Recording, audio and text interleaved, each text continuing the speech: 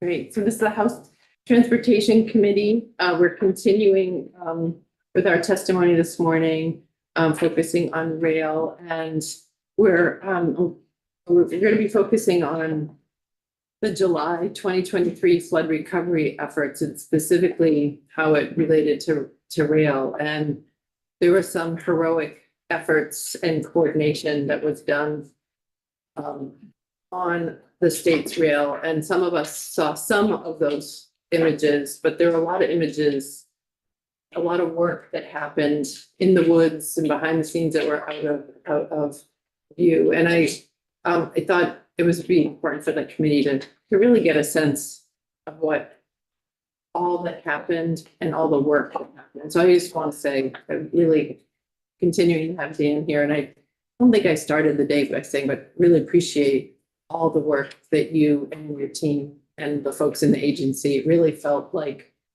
really people came together and were rowing. A mixed metaphor, but with rail, but just really kind of came together.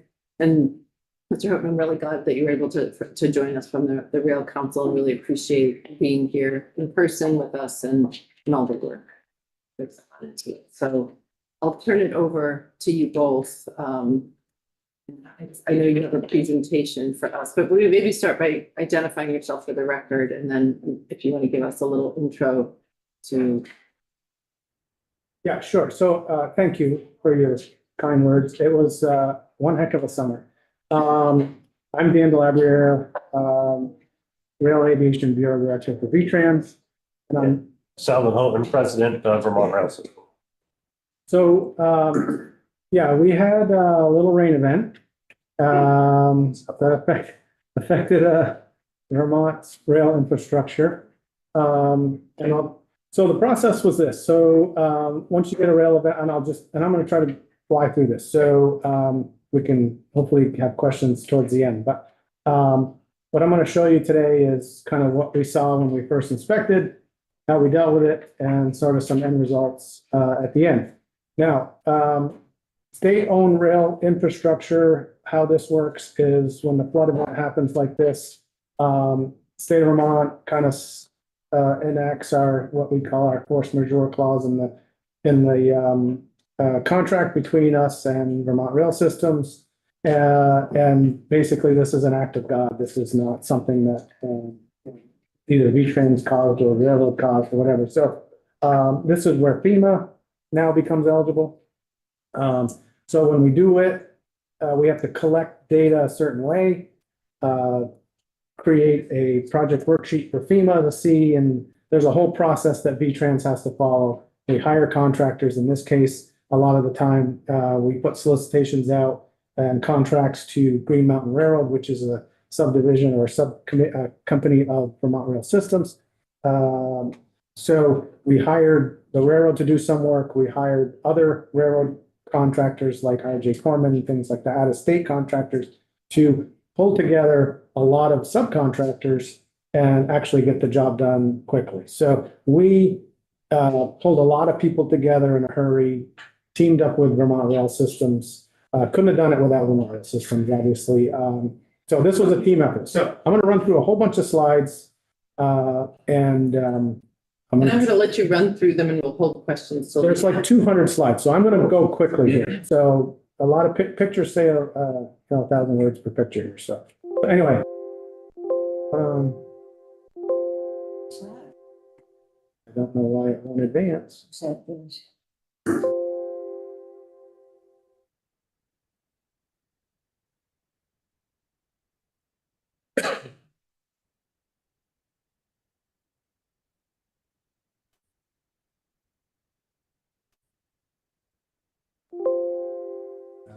not good. This is not good. Can you unplug and plug in again? No, because we're seeing it on the screen. It's on the computer side, I think. Yeah. Yeah. I am gonna unplug. Window to This maybe, I think it's I don't think Sean can help right now. Let's just see what it's the.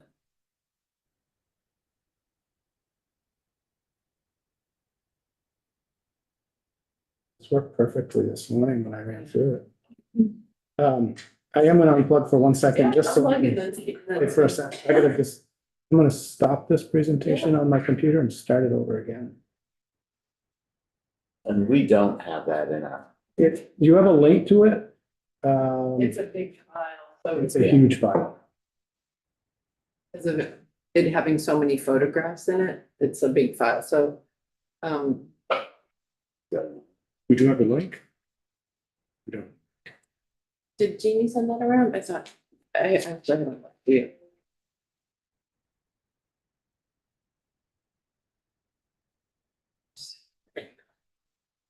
It is. See if this works. Apologize.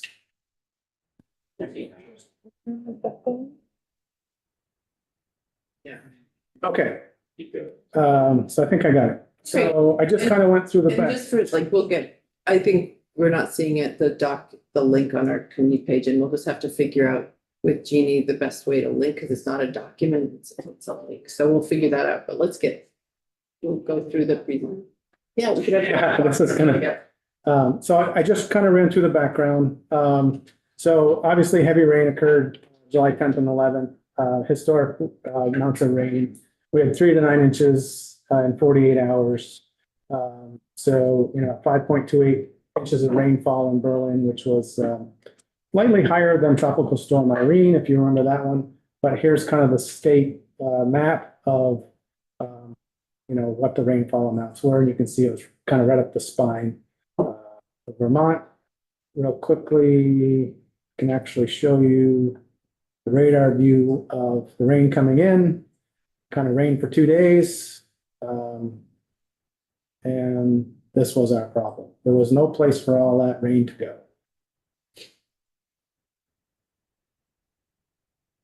And it just didn't stop.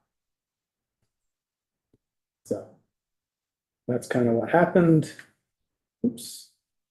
So on the state rail system, what happened was you can kind of see, this is the actual map. When I sent my guys out with Selden's folks, we started assessing damage. Every single time we got to a site, we put a little blip on the map, and that's what this is. So we had 225 damaged sites.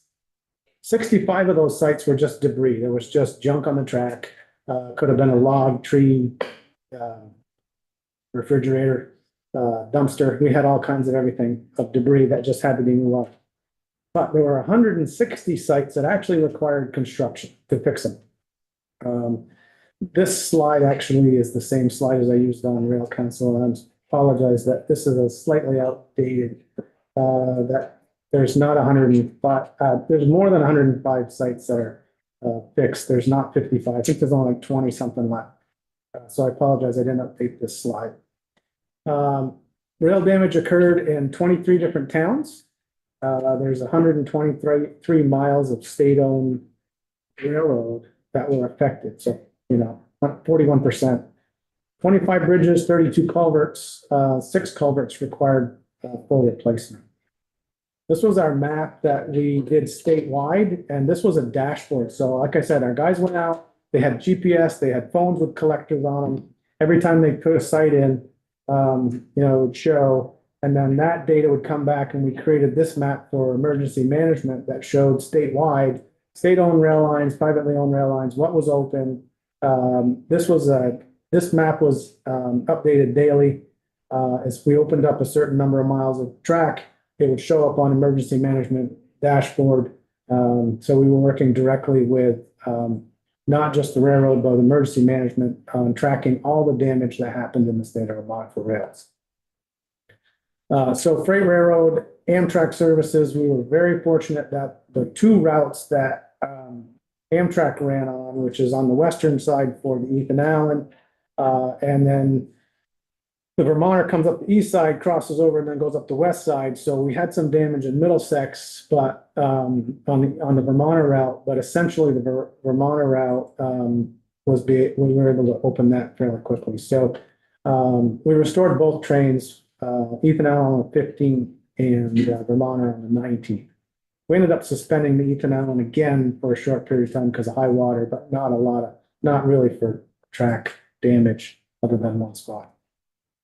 So after the storm, 58% of the rail lines were closed. I told you a percentage of damage, but when you have damage from end to end, we actually had to close the section. 58% of our rail lines were closed.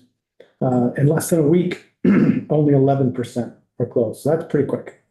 It took us 5 weeks to open all the rail lines. This is what happens when you have rail lines closed. Yeah, so one of the things we did is Dan and I were, talking many times a day just on the flood recovery. We were also working with our connecting railroads, Canadian Pacific, Pan Am Southern, to detour traffic to Bellows Falls and detour traffic that would normally go out over Hoosick, bring that over Whitehall. So I purposely didn't show the state lines, but I showed the various ways we were coming into Vermont to get to parts of our system using other railroads. So the blue line shows how we're able to take traffic that was coming up from, Binghamton, New York, Albany area, run it over the blue route to Bellows Falls, because Bellows Falls was completely disconnected.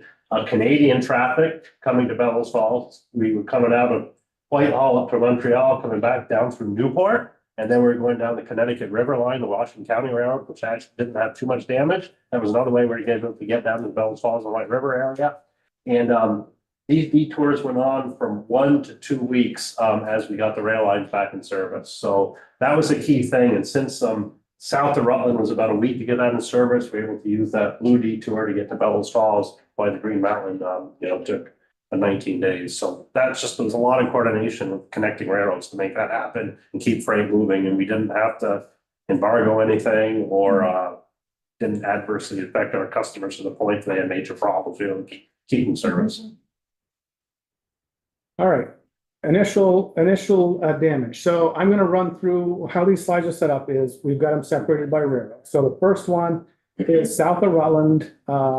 This section of track we had damage, but this wasn't the worst section. So this is what we were seeing. Now, if you look at the top of the slide, it shows basically mileposts. So we're going south to north. So if you look up there, milepost 16.2, each slide will be a different milepost. So we're going to run south to north.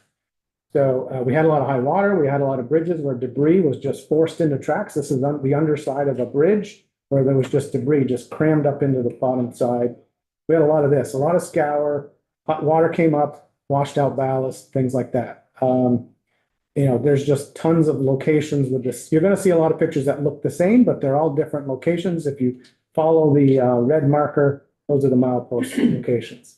On our initial one, we had spots like this where, okay, we couldn't even see the damage, right? The water was still high. We had to wait for water to go down. And then as water was leaving, this is what would happen, right? So water rushing away from the tracks and creating scour, creating washouts. So bridges, we had water right up against bridges. This is Bridge 85 in Danby. The next one, you can see Bridge 87, a little different. We had water up there, but we had a lot of, not just water, we had debris. So all this has to be cleaned out. Bridge 89, as you go up the tracks. Bridge 94, this is what happens when the water can't get under the bridge. It tries to go around and it washes out abutments. So this was one of our sites. And then track that you just couldn't run a train through, right? We're getting closer to that one here. And as we keep going north, milepost 50, it's the same thing. So that was Rutland, Bennington to Rutland. Now we're going to go north of Rutland. We're going to start going up the track there. This was a section, this is where Amtrak runs through this section. So this is what we were dealing with to get Amtrak back in line. Again, not our worst spots in the state, but obviously we had to deal with all of this. And again, some spots we had to wait for the water to go down before we could even figure out what was there. Now we'll move on to the Green Mountain. So I'm not going to show you every location here. I'm just trying to give you guys a flavor of what we were doing. Again, there was 200 sites. So Green Mountain, this was the most heavily damaged Green Mountain rail line in the Washington County out here. So starting, it's not me. Is that me? Oh, no. Okay, not my fault. So, this is Bridge 112. Again, debris. When water came up, it just left all the debris right on the bridges. So, and we had a lot. I mean, the Green Mountain is mountainous, so water comes down off the hills and it ends up in the low point. Railroads run in the low point. And all the water was, what's happening here is we had a lot of water moving quickly on the Green Mountain, a lot of damage. So, here we are in Chester. Again, just staying in Chester, we're moving up the tracks. A lot of slope failures, a lot of just washed out track. What I'm showing you on this line is just the normal damage that we saw. I'm gonna get to the large sites on the Green Mountain separately than this, because, these aren't the large sites. Amazingly enough. And I'm gonna keep moving up the line. So, lots of debris, a lot of this right here. Just had to move a lot of junk off the tracks. There's places where the railroad intersected with the roads.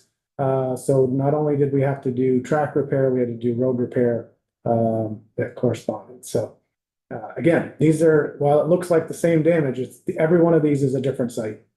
If you look real close in this picture, I don't know can you see my cursor here? That's a snowmobile trailer with a couple snowmobiles in it. Yeah. You wouldn't know that, but that's what that is. We had all kinds of everything. Again, Green Mountain line runs up over the mountain, so a lot of mountainous terrain, a lot of slope failures onto the track, and a lot of slope failures below the track. So it washed down on the track, or the track bed itself would wash out. Just a lot of that in a lot of different locations. Obviously, all of these different locations had to be repaired. So in this case, we had a culvert that just completely washed out. It's just gone. Culverts that were plugged, we had to fix. Again, I'm trying to move quickly to give you guys a flavor of what the damage was. Again, and in some cases, the failure wasn't actually on railroad property, it was on abutting property, and all that material would wash into the rail bed. So we had a lot of that we had to clean up. Again, these are all, if you follow the mileposts on the top, these are all different locations, and you can see the town. This one's in Shrewsbury. So that's a quick overview. Those are not the large sites. I'm going to get to the large sites on the Green Mountain in a moment. The rail line, the Barry Montclair line out here, this was probably our second worst rail line, state-owned rail line that was damaged. The difference here wasn't the fast-moving water. In most cases, it was water coming up, a lot of silt and debris. In this location, there was fast-moving water by Route 2, but when I show you Barry, this is the problem. This is just silt. It totally ruined the subbase underneath the track that is designed to have stone ballast, which allows water to move. It all got silted in. So it was just, in some cases, you couldn't see the track. Just tons of debris. We had cars. This is coming into Barry. This is Ayers Auto. That bridge right there was plugged up. It was just tons of damage. This is out behind the old Times Argus building. This is a view of coming into Barry, coming into the yard. Just extensive damage. You couldn't even see the tracks in a lot of locations that we had to dig them out. Going up the hill, up to Graniteville, again, that was mountainous terrain. We lost, there was two sections that were almost identical to this. And that was that line. So that was our initial pass through. We went out and did inspections. That's what we found on the pass through. Now, what do we do about it? Right? We started kind of the befores and afters here. We cleaned up the bridges, we cleaned debris. We, had to, again, hiring contractors, Green Mountain Railroad. We made the initial solicitations for repair through Green Mountain Railroad on this line. Between their forces and subcontractors, this is kind of the befores and afters. And I'm not going to do them all, but this is kind of looked bad, had a lot of work to do, made it look better, so that we could run trains. So you can see what it looked like on some of the initial pictures and then after. So now I'll give you an example of Washington County Rail Line here in Barry. This is that same site out behind Casella where all those dumpsters were. Once you took the dumpsters off, that's what the track looked like. And then that's what it looked like after RJ Corman came through with their crews and fixed it. Again, down by Ayers Auto, cleaned up, moved cars out, fixed the track. Behind Times Argus, same thing, coming in the Berry Yard. The initial damage here was just a ton of debris. It contaminated the track and just ruined it. And then up on the hill, you can kind of see the befores and afters of up on the hill. That was the typical sites. Now there were some sites that were what I call large or extreme sites. Green Mountain Line, this is Bridge 119. I talked about it in the budget. This is the FEMA end of that bridge. This abutment, while it was a laid up stone abutment, it just totally destroyed it with this storm.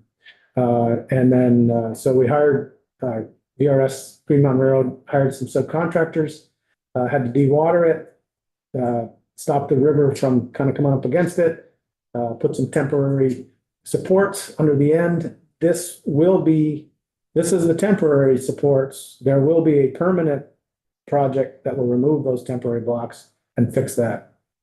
So this was the stuff that was all 100%, and then now it's moving into the 90-10 or split. This is within that This will initial be, timeframe. yeah, So so the committee just, we have 120 days from the time of the state of emergency to do work that will be reimbursed yeah, by, this will be a 90-10 project at about. But the original work was all covered, right? Yeah. And then on July 21st, if you look at the timeline across the top, July 21st, they ran their first train across that bridge after the temporary repair. Bridge 123, this particular bridge, we continue to run trains over this at slower speeds, but as you can see, the left side of this abutment was washed away. And we actually, on our initial inspection, didn't think it was as bad as it was, but once the water went down, we noticed that some of the blocks literally below the water line were gone. We couldn't see that in our initial inspection. So we continued July 28th. You can see our timeline. You can see that we actually went kind of back and did some additional shoring of this bridge. There is a permanent project for this to fix that abutment, but this is our temporary repair just to keep trains moving safely across this bridge. So here, July 31st, that's what our repair was. And that's kind of this right here on the August 3rd is kind of how it looked and how it looks today. Ludlow, this is probably the one you saw in the media. This is the big one that going up to Okemo. This was a 4-foot by 6-foot stone arch culvert that got plugged. Track was probably 80 or 90 feet above this culvert. So you can see that tracks are hanging in the air. This was just an enormous site. And this was, again, this is July 10th week. This is when we were first starting. This is kind of right at the beginning of the process. How do you even get there, right? How do you even start this mess? Well, first you got to get the debris and the trees out of the way and, figured all that out. We had cut the track, we literally went up on top of VRS's crew and they just cut the end of the rail, let it fall in because, it was just not safe to do it any other way. Then you figure out how do you get this thing repaired? Well, we found 8-foot culvert, got it delivered on site. Here we are, July 15th. And we start building. We just start putting it back together. Some temporary, stones or some blocks to hold it in place. Just start filling the hole in after you get the culvert there. You can see the timeline, July 19th, July 20th, starting to get up the hill a little bit. These are just trucks running all the time. There's just tons of trucks running. The idea was let's get the railroad open, right? And then we'll finish fixing it to a point where we can, have a permanent repair. So this is the initial fix. You can follow the timeline, July 27th. We're getting close to the top of the rail bed. July 27th, VRS starts putting the track back down. July 31st, first train runs across that big hole. That's pretty quick. obviously a lot more work to do, get the railroad open, but now we gotta work on inlets, outlets, things like that. You know, so the train's running now, but we still got lots more work to do. August 4th, oh yeah, more rain. So we had to start over on some of the stuff that we'd already built. This is, Route 103 right below our culvert. But it washed out some of the stuff that we had already done, had to redo. So this is us redoing August 9th, keep dumping stone, keep securing the bank. August 14th, here it is on the outlet end. Trains are, how do we do it? Well, not only did we have trucks running, they had, rock trains. So you can bring in a lot of material on a train and then just dump it, side dumps.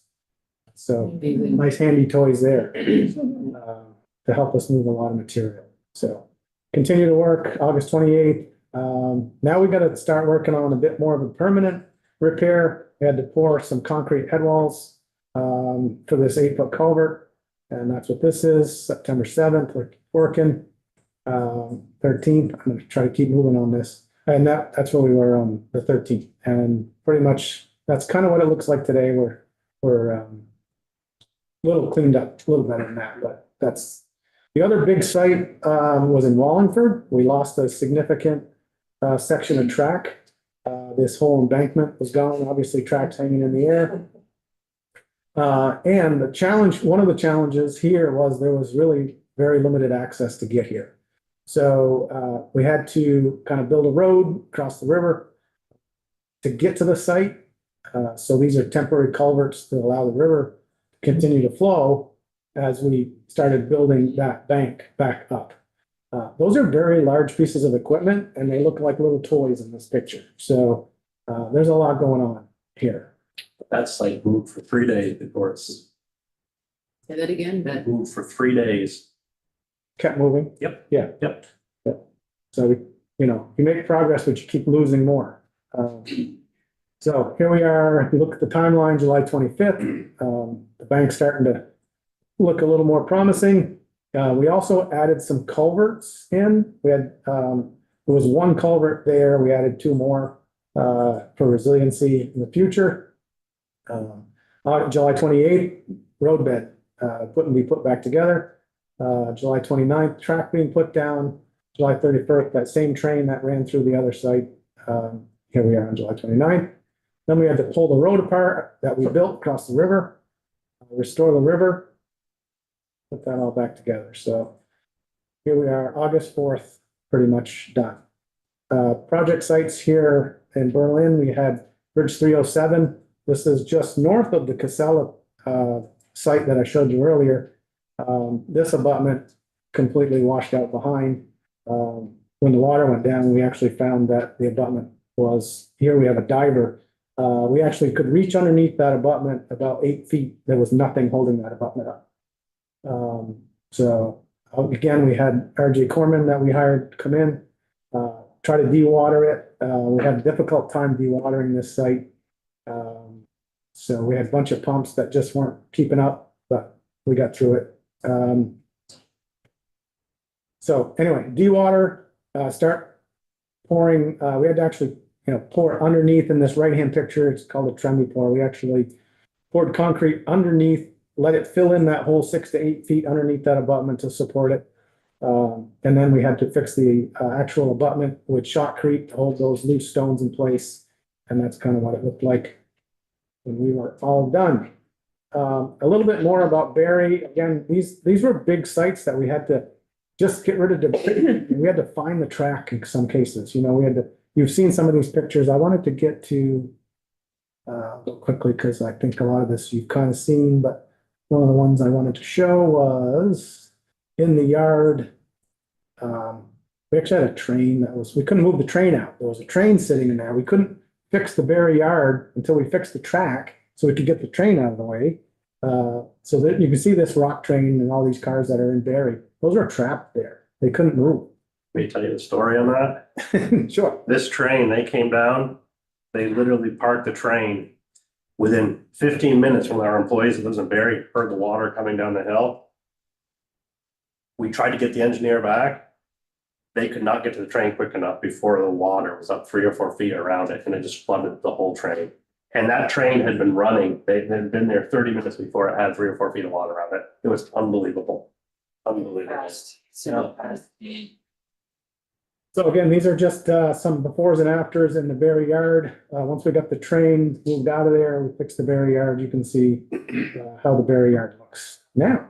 So this is August 15th. And then up on the hill, you'll follow the timeline. There's July 13th. We actually had to build a road down to get, this was in a spot where you just couldn't get there. It was, we had to actually build a road down to the site, which made it difficult to bring material in. But this was a significant challenge just to get to this site. That's the befores and after, and that's a really quick run through of not everything, but should give you a flavor of what we were dealing with. I think it's sobering, it's impressive how, what was done. And it's kind of devastating to think about, you know, what happened and the costs. And then, so thank you. I just think there's a, you know, it's, thank you for your work and the coordinate. It's really kind of Herculean is an understatement about how everyone came together. And I think, I know we have some questions. I mean, it's also that, you know, how about the money, because this is a money committee, you know, just thinking about how are we doing? I know Representative Shaw had a couple of questions, and I hope, you know, we also think about what didn't get tough, you know, like what didn't happen, you know, because our energies as a state were put into this. So it's very easy to be sitting here on, you know, January 31st, the summer feels far away. But I think this committee is also focusing on resiliency, like how do we, when we, you know, when climate, these kinds of weather events are happening more frequently, and how we, you know, build back more resiliency. And it sounds like from the commentary that you tried to do a good amount of that as best you could. But some of the challenges of our rail, I've heard you say this, Dan, is like, you know, the rail is along in our valleys, you know, between mountains in many cases, so. Yeah, so rail infrastructure follows, it can't climb a steep hill, right? So rail has to kind of follow the terrain that it can climb or not climb. So yeah, we generally run along rivers a lot of the time. So when you have events like this, it's definitely important for us to, when we do build back, like for instance in Ludlow, that was a 4-foot by 6-foot stone arch. We put an 8-foot round culvert back in. That's much bigger. So we have more hydraulic capacity. North of that or upstream of that culvert, we're putting in what's called a debris catcher. So the reason why this failed was because it got plugged by a tree and a large stump, right? That's what stopped the water from flowing through the culvert, made it go up and around. We're going to put a debris catcher in, so the debris will get caught before it actually gets to the culvert, so it won't plug and stop the water. So it's things like that. And the Wallingford site, there was 1 culvert there, there's now 3, right? So there's more capacity. Those are the things that we're doing. Ditching in some cases, we're making ditches wider, bigger, handling more capacity. Making sure the culverts that we do put in are bigger, can handle capacity. Bridges, making sure that, you know, there is nothing underneath the bridge. Like all this debris that we're talking about, make sure it's not there, right? We're getting rid of that debris. So we are doing this. One thing I'd say is I think we had a test of some of this stuff in the middle of December when we had that heavy rain event. Dan, I think you showed one picture of the second event that we had during the summer in Ludlow. That happened again in December. And fortunately, with the volume of rain we had in December, because of some of these repairs, the site's held up and we're back there again, which was a good thing. That's good news, right? It's good news. I know we're kind of closing in on some time, but Representative Shaw, I know you had some questions. Sure. I'd like to figure out, or have you explain to me how the FEMA money worked into some of the projects that you have in the book. And these projects you have in the book now, if it's above and beyond the FEMA repair. So the ones that are in the 25 budget that we're asking for are the extended projects. So we've done all the temporary stuff, the railroads are open, that all of that stuff is the initial FEMA money. Moving forward, it'll be kind of the 90-10 split for projects that we're doing. So we did the initial reaction, then we're gonna do project worksheets for extended projects that we're designing, any additional permits, additional, things we can't do quickly, right? It takes a while to design. That's what you're seeing in the book is the extended, I think, what's there, 16 maybe total projects, I don't count them, but not a lot of projects left. We got most of the permanent work done in the initial response. So other than like the bridges, I showed you a couple of the bridges where we need new abutments. The slope stuff is mostly done. So we don't see any of that money, that the FEMA money in this book. Only the extended projects, and every extended project is in there. There's nothing missing. So the money in that. We take it offline here. Yeah, so FY 25 has every FEMA project that will extend into 25. Anything, there's nothing going beyond that. So the initial response would have been covered Outside the book. outside of the book. So this would be ongoing, and it's 90/10. Yes. Is it possible, Dan, like to get, I don't know. Outside of the white book, just because I think we got, during the Joint Transportation Oversight Committee in September, we had some preliminary numbers, and maybe we can ask the secretary and Bradley just to kind of give us, like, I think it's helpful for our committee to understand what happened, even though it's not, those emergency projects are not here, just for us to comprehend. Oh, yeah. Yeah. The whole thing was big. Yeah, because it. Rail and highway and everything. Rail What was trail. the rail, wasn't it around 70 million? So our initial response was ballpark 50 million. There's about 10, 11 million left. To do. To do, yeah. Okay, So so it's about around 60 million on active rail. And then the rail trails are separate than that. I just think that would just, even though it's not in our FY 25 budget, but I think it's important for the committee to know, to understand. Sure. Other questions for Sullivan and Dan, Representative Burke?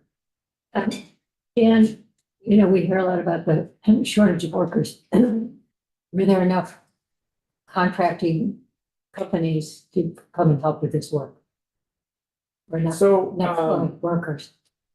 I mean, so we did solicitation with Green Mountain Railroad. They have their own forces, plus they have a bunch of subcontractors for the Green Mountain and the BNR and then the Northern. On the line out here, we hired RJ Corman. They brought crews in from New York City, Atlanta, all across the country came here with their equipment. So we drew forces from all over the country for our repair. I think you guys had some New York. Yeah, so one of the things we did, even while the rain was still coming down, all our local contractors, we were lining them up, sending them, hey, we know we might have an issue here, let's get down here. We had this was all happening the Monday before the event. We had also talked with all the vendors, culverts and everything. Hey, what do you have in inventory? Let's get that reserved. So we proactively done quite a bit with all the folks we work with on a daily basis, all the local small folks, and some initial calls like saying to some of the bigger contractors, hey, we may need you. But we definitely were able to get the resources. We did. I think resourcing went well for us. Now, you gotta remember that railroad contractors are specific, right? There's a lot of these contractors that this is what they do. A lot of contractors that can't do what these guys do. So, when we call on them, they're pretty familiar with railroads and this is what they do. And I don't know, we have great contractors, I can tell you that. It's very responsive, very good. And RJ Corman, who was the big guy that came out, they just brought all their toys. So all these pieces of equipment that they just own them. So they were just tractor trailers worth of rail equipment coming to Vermont. And we used it out here, and we used it on some of the stuff that, you guys use them as a sub to you, so. We used them on the Green Mountain. They have a storm response team and they just pull bigger the storm, the more divisions from around the country they pull in. These folks rebuilt the railroad in New Orleans after Hurricane Katrina. So they have a lot of experience with this.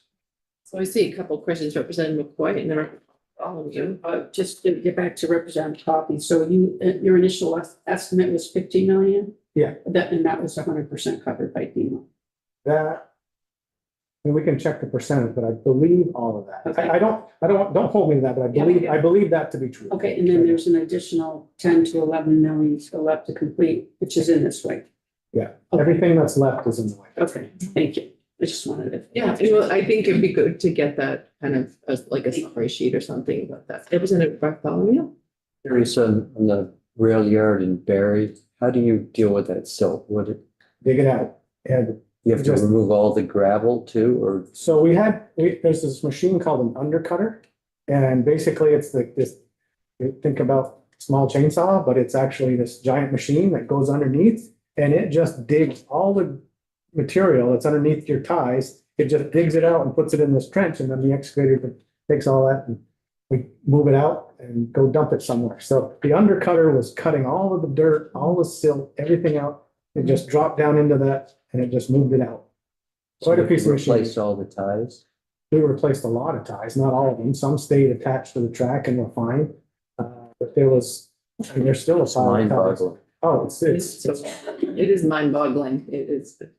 Well, it was busy. it sounded like you had a really different summer than what you had probably planned. I hope we're not planning this for next year. Yeah. It was a lot. I'm gonna wrap up, because we need to have some more, the folks who are giving our testimony 11:15 here, but I just want to thank you both, for your work in the presentation and, yeah, it's, Vermont Rail Systems was just an amazing partner. I think, we all pitched in. I think it was a team effort all there. Very good teamwork, and it's likewise the same with Dan's folks and the whole V-Trans staff. I mean, we couldn't have done it without each other. Dan and I were sometimes every 5 minutes on the phone back and forth, especially the first week. It was pretty intense, but it was a great team effort, that is for sure. it's great. It's great to have such a strong partnership with Vermont Rail Systems. Really, really appreciate it. So, yeah, thank you so much. Yeah, I think you guys deserve a round of applause.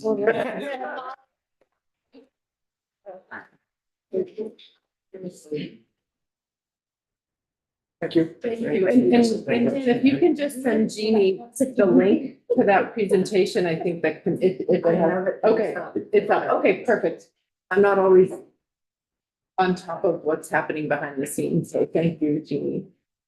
So we're not taking a break, but we're gonna let folks transition and.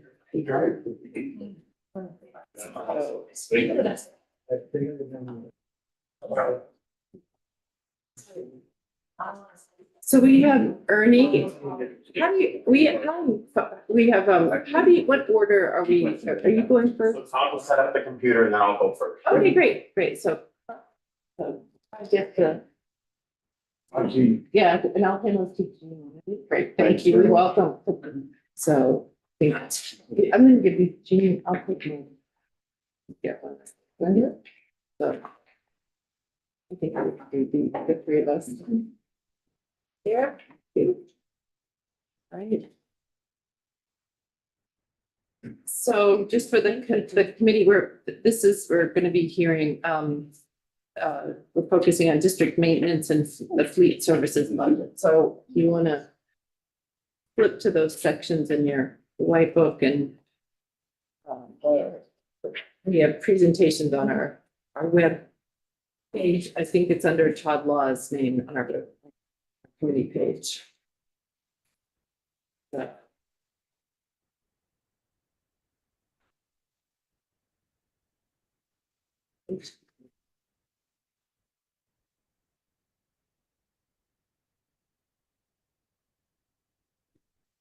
It's hidden, okay, and just, you're like me, tab 8 is maintenance, and I think that's what we're gonna start, right? All right, looks like we have a presentation on our screen. Great, well, welcome. Thank you. That was a pretty smooth transition considering all the people who were coming and going. Very smooth. So this is not as exciting as Dan's presentation. But no less important, No less important. Ernie Patno, Acting Director of the Maintenance Division. We have a short little presentation about our budget this year. And with me is Todd Law, acting director of the fleet, David Thurber, who is the central garage superintendent, and Shauna Clifford, the acting deputy director of BM&F.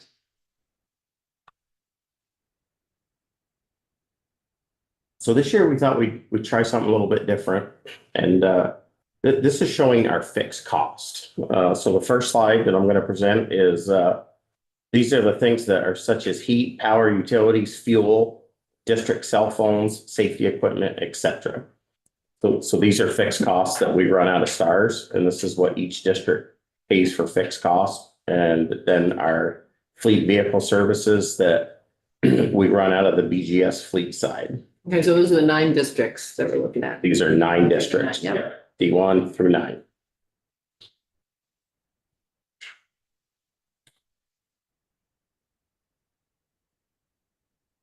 All right. And then there's headquarters. So we operate, excuse me, out of the Dill building up on the hill. And the general operating is very high for this one because the MBT 000, this pays all of our rent statewide. This pays for all the rent everywhere that we are. It also pays for computers, our ADS service. And I wrote some notes. It covers everything that the districts don't cover. You know, the utilities for all of those rentals, et cetera. So that's a very large number. We normally run a reserve. We've run it higher than this in the past. We're running at 750,000. That's a fairly high number, but one interstate culvert failure unexpectedly, which seems to be happening, it will eat that reserve and then some. So we do run a reserve in case there's an absolute emergency. We have about 80,000 in media. We have 1.5 million for major maintenance, and that upkeeps all the buildings that we own. And I think we own around 60, low 60s buildings around the state. And so that would be for a furnace.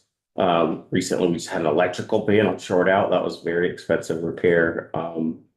It could be anything, a rotted out garage door, and it's pretty consistent. That's about what it runs us to upkeep those 60, low 60s, if you will, buildings that we own. More computers, software and hardware. Our environmental program, which is the state funded portion of our environmental programs. You'll hear more on our environmental programs from others. Our hazardous materials, we have a division when there's a spill beside the highway. Sometimes they don't get reported, and then so we get stuck with the bill. You know, there may be a large amount of diesel or oil that has been spilled. Somebody notices it. We have to dispatch, and then we're on the hook for the bill. And we try to recoup those monies. That runs us about 215,000 a year. Veg management, this is statewide. This covers our herbicide spraying that you see around the guardrails. And we do only, for the most part, 95% of our spraying is only around guardrails. Bridge maintenance. This is our major maintenance projects, 2.5 million. This is for the smaller bridge projects throughout the state that don't include a complete rehab of a bridge. So you see these Vermont finger joints, steel joints, rubber plug joints, all of those things, or a bearing cap underneath. They're not very flashy. Nobody can see them. They can be expensive to repair. So that's the part that we fund. District paving is down a little bit. It's 1.2 million. We call this the district paving because it's the worst of the worst. Somebody in the district might have say a quarter of a mile that is just terrible. And we all sit down at the beginning of the year and say, okay, who has the worst of the worst? And 1.2 million doesn't cover a lot of paving, but this is discretionary paving out in the districts, not through our project and highway design team. So this would not cover miles and miles and miles of highway. The signs, we spent about $250,000, and this is just for aluminum blades and reflective sheeting. And there's no labor involved in that. Next slide is salt, and we base our salt on a 5-year average, and then we add just a little bit. So we spend around 14 million on salt. Liquid magnesium, we only use liquid when it's really, really cold out. It's expensive. It's a little harsher on the environment. So the calcium chloride, sodium chlorides are much easier on the environment. So the liquid mag is something that we try to limit. Sand, I wish I had prefaced by starting. I've been here since 1997 at the agency. I started out in the garages, and we used to spread on goodness amounts of sand. And the salt numbers really haven't gone up. We just stopped spreading sand because sand was great for the first car that went over, and then it just blew it off the highway because of the road speeds. So we do keep a little sand around just in case. It has to be really, really cold or a very special circumstance before we use sand. The ditching, tree and brush cutting, this $750,000, this would be contractors, small contractors that we use to supplement our forces. So say we're looking to get a lot of ditching done, we would hire some excavators and such to augment our forces, and we would work as a team because that is the best bang for our buck. Mowing, I'd say about 80% of our mowing is contracted. We've given up our fleet tractors. We have a very few left. So a lot of the roadside mowing you see, those are all contracted costs. Employee salary and benefits, massive number. And as it's been discussed in the past, the districts, so 1 through 9, they rent the equipment from the central garage fleet. And Dave's group takes care of that whole fleet under one umbrella. So if you add those presentations up, that comes to a total FY25 total of 107,566, and the T-fund target was 107,566. So we're trying to match our budget. Let's see. And there's a little clip there, and this is how we try to manage our monies. If we move money, we move priorities, we shift based on the weather.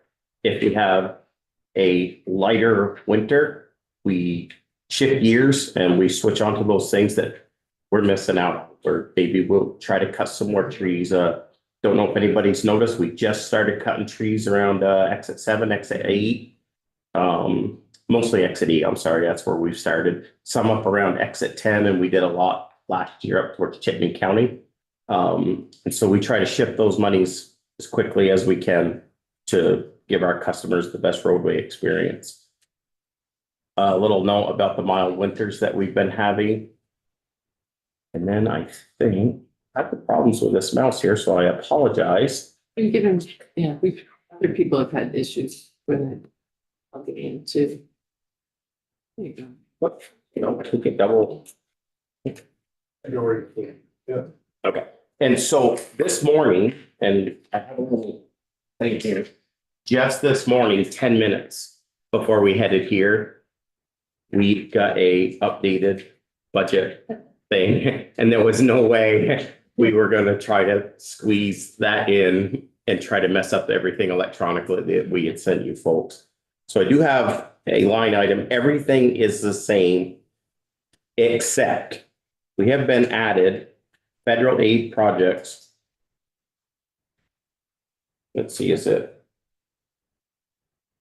1 million, Todd, right around $1 million? Million Todd Lock, for the record, Todd Lock, acting director fleet, $1,032,014 added to federal aid projects. So that would be some of the additional pavings, additional culvert installations ahead of larger paving projects. So maybe direct us to, on this slide. Yeah, let me back up.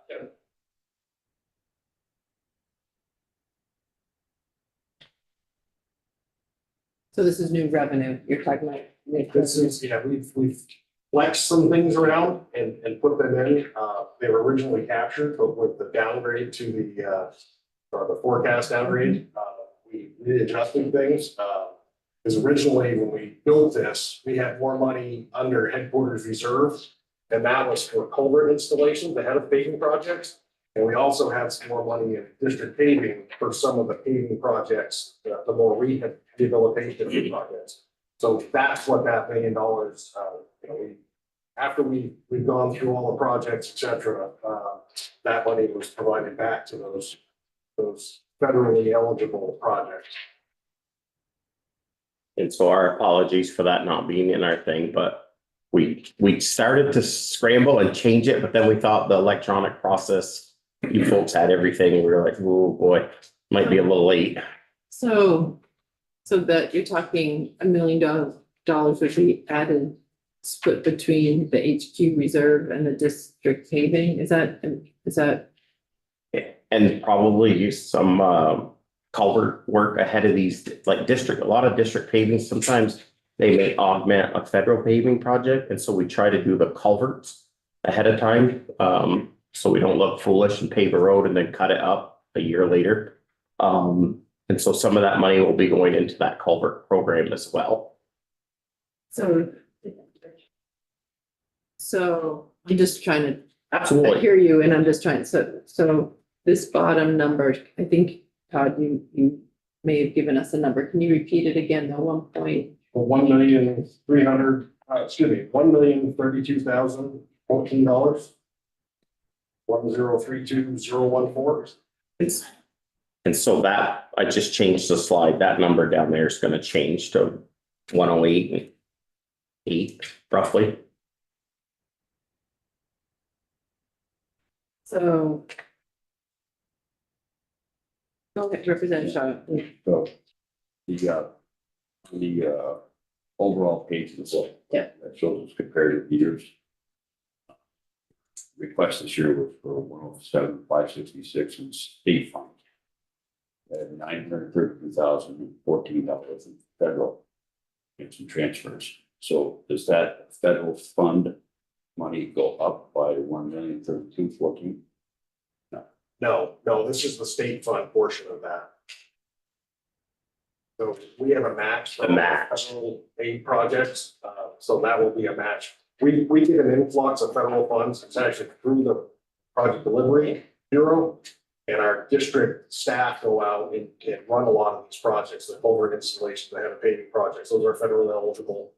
Same thing with some of our more rehabilitation paving projects are federally eligible, so those the Project Delivery holds on to the federal portion. We do the state and the two of them do the projects for us. So our district technical staff actually run those projects. So the only number that's going to change on that page is the 107,566,483. Correct. I'm not doing that in public. It's 108,598,497. Can you repeat that again, Shauna? 108,598,497 Thank you. But that's what, That's what's in our that's white what's book. in our book, so you.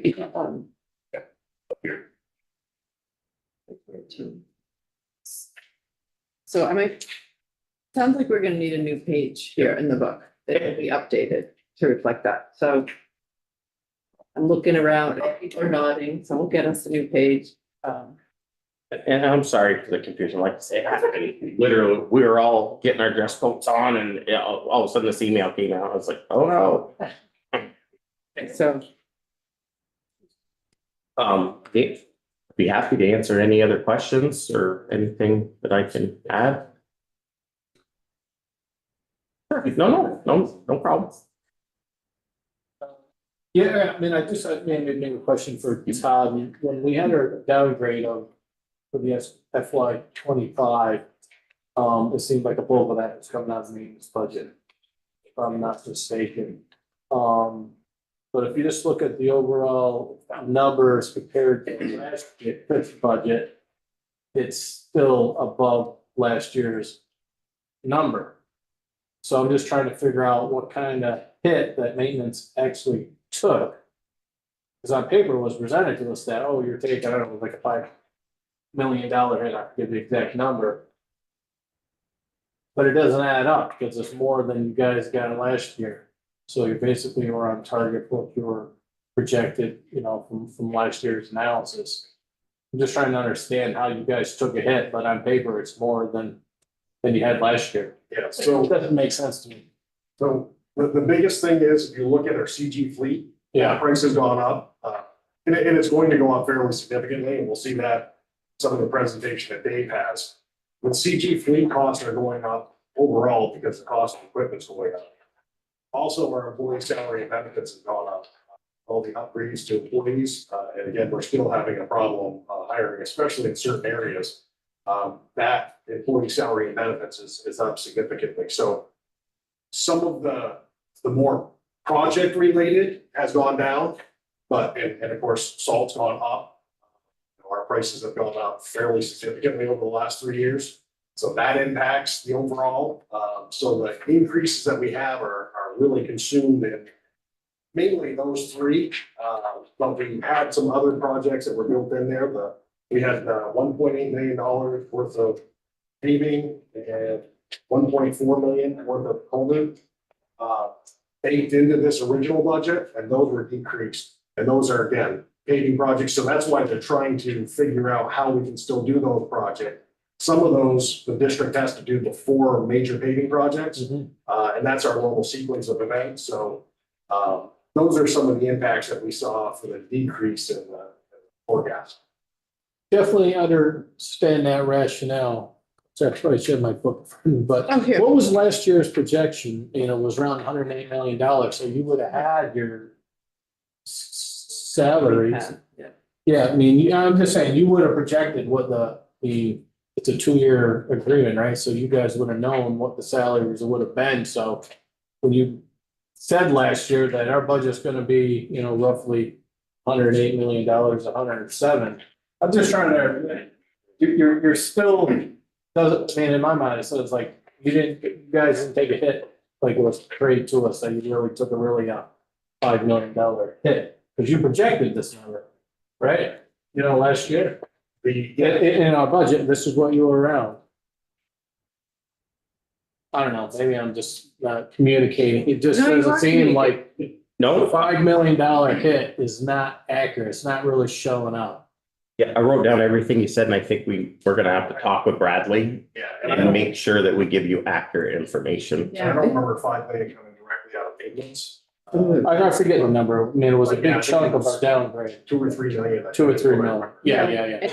I think when the secretary came in, I think he also said central garage was part of that. I think, Central garage was a big portion of it. We usually transfer $1.5 million into the central garage fund. Yeah. And we've eliminated that because we already have a fund balance, so we can absorb it there. And just to clarify, I think I completely understand what you're asking us. Where was the hit from 24 to 25? Roughly a few $1 million. Where does that show? Just Yeah, I mean, to make where- sure I get it accurate with Bradley. Where does it show? Because the salaries, I mean, you guys obviously are starting to figure out what your salary is gonna be in the out years. To a certain degree, because it's all locked in steps and everything else, you can take out that equation as far as, oh, this is where we took it. Sure. Okay, got it written down. We'll get that for you. yeah, and I saw Representative Walker had his hand up. That's okay. I do have a couple, but that's still in the same direction. Yeah, no. Or not, but a little bit different questions, so. Thank you.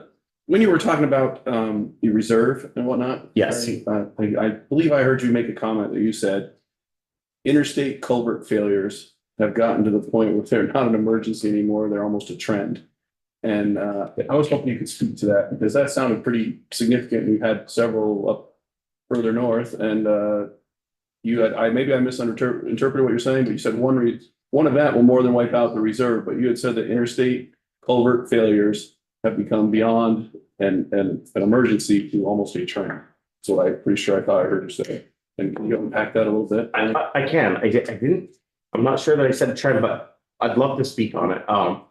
So the interstate culvert failure, the interstate was built within roughly the same time frame, right? We've had a few limited access highways built, but the interstate was built roughly at the same, roughly. And the culvert expectancy life was around 50 years. Well, it's been 50 years. And culverts aren't flashy and they're not shiny and nobody sees them, but they're aging. They're aging terribly. And so we're proactively managing these things as we can. But when they fail, one interstate culvert failure will eat up the reserve. And you are right, they are happening more frequently than they have in the past. But just up in the northern section, you're talking about major one in Georgia that shut down. Exit And you even 18. had people sitting there having to monitor for safety for Yep. weeks or days on end, Yep. whatever. to Well, I was block the involved in road, that yeah. exit 18, yeah. And then you have Lamoille Rivers a little further down, had a pretty significant, I don't know if that was culvert directly, but a fail on the side, and then you come Yep. further south, and so I guess what I'm saying. Exit 11. It's a was more huge one. significant issue than, I sense what you're saying is there's more significant issue there than what we may or may not specifically have a plan for, I guess is what and this came up a couple weeks ago and it came up a little bit last year, and I feel like I need to hit back on it again because I feel like I don't know, I feel like there's a message out there that we're not reading into in a culvert failure on the interstate. Anyway, I'll extend that along a little further. I see maintenance cut. It doesn't match the projected for last year's proposal. I see mowing and ditching and culverts. Now, I like to see the fact that we increase the money on culverts. We pull back on cutting, we pull back on cleaning out. We just watched a huge presentation on how debris causes a major portion of this. And we have a huge number of a budget, $111 million. And some of the very areas that we just heard about that cause major failures is an area that we immediately cut. Maybe not immediately, that's way too unfair. But what I'm saying is being in the committee only a short time now, I keep hearing things that don't add up to me around this idea of debris, mowing, ditching, culverts, interstate culvert failure. And I'm concerned, and I really feel like this is my only opportunities when it comes to maintenance to point out that this is the second or third time your group has been in, and this has been mentioned, and I don't see a real.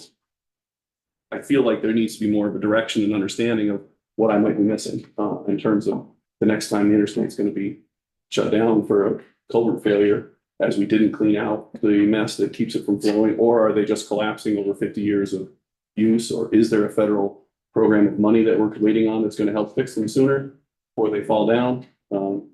This is not, I didn't just pull this out today. It was in this testimony. It was in a couple weeks ago. It was in last year's.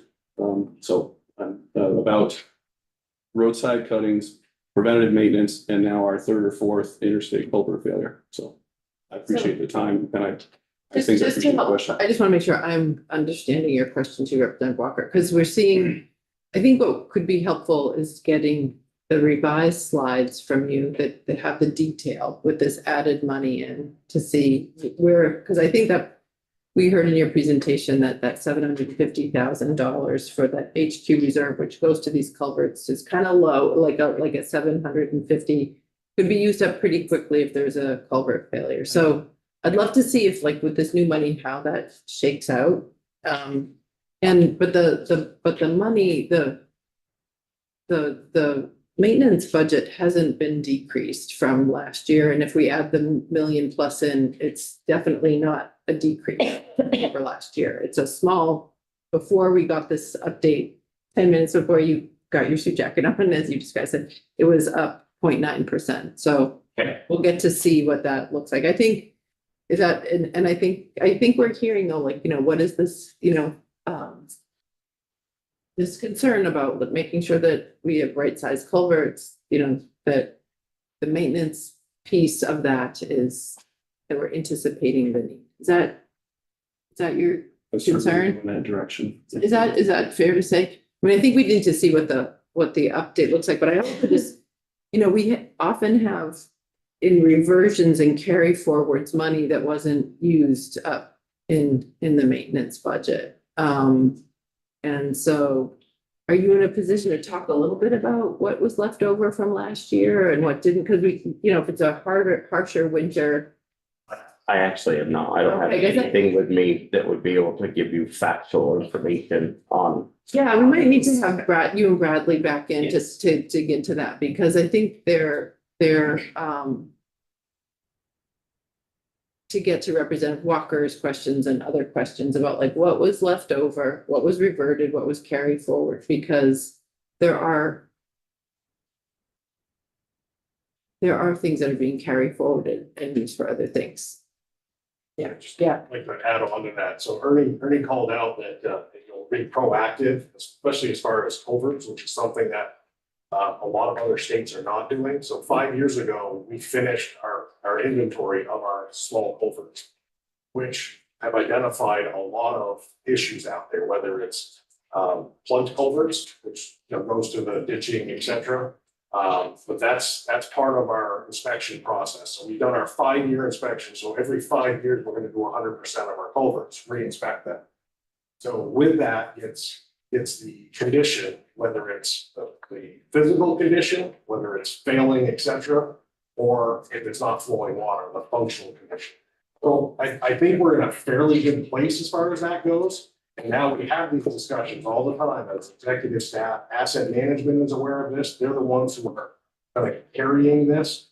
And that's why we had put more money into those programs for this fiscal year for the culverts, et cetera. And I'm sure that's why more money is obligated to maintenance for those projects. So, the good and the bad of it is now at least we know what we have out there, and we're inspecting them more frequently. So that piece, hopefully we can get to a situation where program projects, the federal aid, as you won't have these as points often at this, identifying them as talking with our neighboring states, we are in a position that they haven't even started tackling the inventory. So, that's a good thing for us. Good for the budget, good for us to start planning for it, hopefully keep it out of the maintenance appropriation.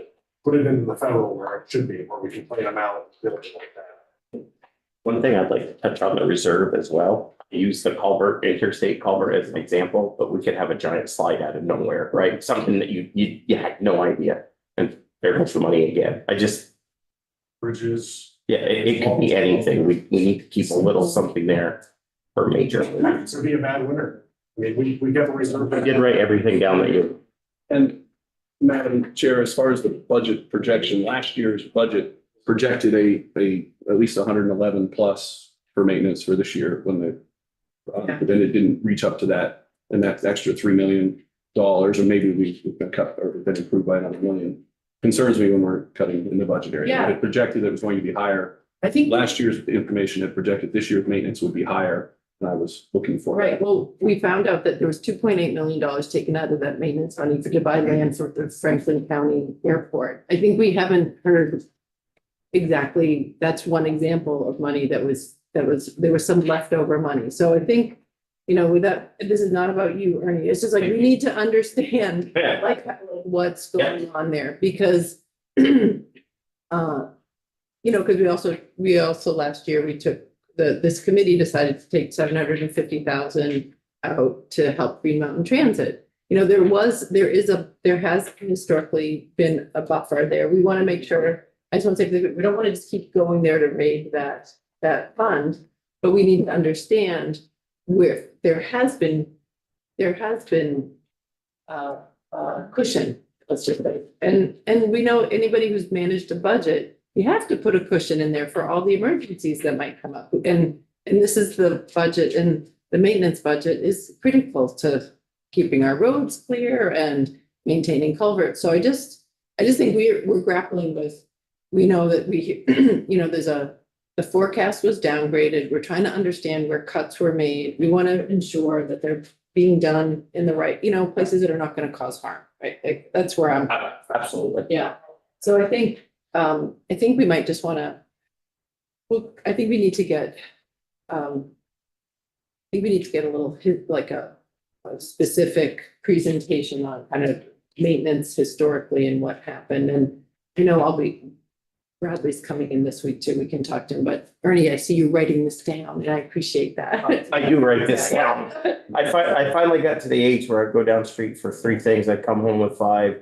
None of them were the 3 that I needed. So I have to write things down. So We do have a pretty good list of what we spent the carry forward money on, I think we- excess money we had, so we can bring that in. I've been asking for that and that would be great to come in just to have half an hour to look at that. I think it would serve the committee pretty well. Yeah, Yeah, and Bradley was involved in that, as was asset management and the district staff. So great. So we'll carve out some time to do that. Great. I'm writing notes too, because I forget things also. Yeah, I'm gonna write on some such a secret. So, okay. Other questions, Jim? And this may be just for me, just to understand the conversation we just had. So we have this reserve. These are sort of emergency things that no one's expecting. But culvert replacements, based on the survey that's been done and looking at them, those are in projects elsewhere? Or do you guys, who's doing the ones that get identified? So some of them identified are in projects, some of them could be out 5 years, waiting for whatever the right away, etc. Maybe holding up a project. In the meantime, even if they're identified, some of them can't be identified through a project and have to come back to maintenance, whether it's through federal funds or without federal funds. But, obviously we do the best job we can, but things happen that we don't anticipate. Right, these are the emergency ones here. The culverts, the Other ones, the bridge deck that we don't know is. but other ones would become projects. There are So many do you of have them. a big list of things that aren't in projects, but that you're trying to get into the project list? Asset management has that list, and they're the ones who they play the buffer between the assets and the different programs. So project delivery, maintenance, they're always kind of hedging who should do what based on where a project is. And so, yeah, and that's why, it is so important for them to have all that data, so they can provide all of us as an agency with more insight into how we should be managing our assets. Okay, thank you. Should I turn it over to Dave Thurber or What do we want to do? Like, I don't, completely it up might to take more than 5 minutes and Dave, sorry, right? Or It probably is gonna be a lot more than 15. completely up to you folks? Same question. I'm inclined, we've been meeting since 8:30. I know Oh. people need to get lunch and I want to give you the time.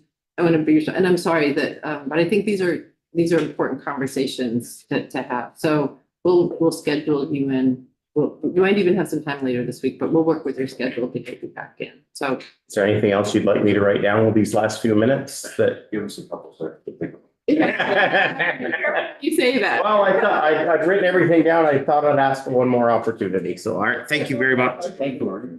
What one last? Sure. Previously, we used to get a really good breakdown of the central garage, where you were spending your money, spent X on this and Y on that, and it's not here. Okay, It usually comes in, and it's really interesting to read. It gives us some context about what these numbers really mean. okay. Sure, you have it. Well, you may not have it, but somebody will have to do some work. So this is for the fleet. Yeah. Well, So- not the fleet, but for the district maintenance. Oh, good. For the maintenance piece, that there are all those various expenses that you used to, put up signs was X and do all these other Oh. things. Okay, so you're talking our activity-based. Activity plan. based, spreadsheet, yeah, Yep, yeah. we have that. How you spend it, what you got, how you spend it, where you move it around. And the reason we didn't present that this year, we wanted to be more transparent where the money was going. Those activity base actually bakes everything in there, so all of our labor costs, all of our equipment costs, material, everything's in that big number. Contractor costs, so it really doesn't show where the money's going. It shows the activities we're charging it to.